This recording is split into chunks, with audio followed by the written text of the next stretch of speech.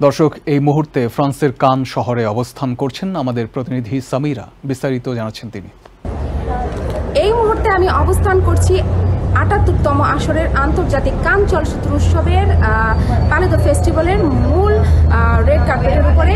এখানে আজ সন্ধ্যা ৭টায় চমক দেবেন দর্শকদের হলিউড সুপারস্টার টম ক্রুজ। তিনি এর মাধ্যমে প্রায় ৩ বছর পর কানের রেড কার্পেটে ফিরছেন। তবে আজ তিনি একা আসছেন না, তার সঙ্গে আসছে তার mission impossible the final recalling ছবির পুরো টিম, এবং তিনি মূলত এই ছবিটির প্রচারণার জন্যই কানে পা রাখতে যাচ্ছেন।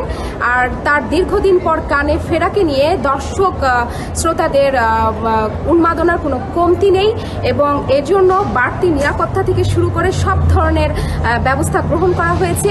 এছাড়াও সকাল থেকেই দর্শকরা টম ক্রুজকে দেখার জন্য রাস্তার মোড়ে মোড়ে এবং পালেদো ফেস্টিভ্যালের মূল ভবনের সামনে অপেক্ষারত রয়েছেন।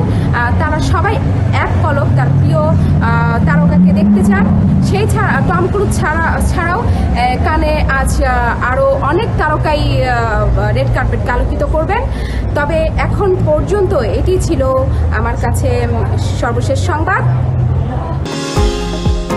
নিউ ইয়র্ক থেকে সম্প্রচারিত TVN 24 টেলিভিশন বিশ্বজুড়ে বাঙালির কণ্ঠস্বর।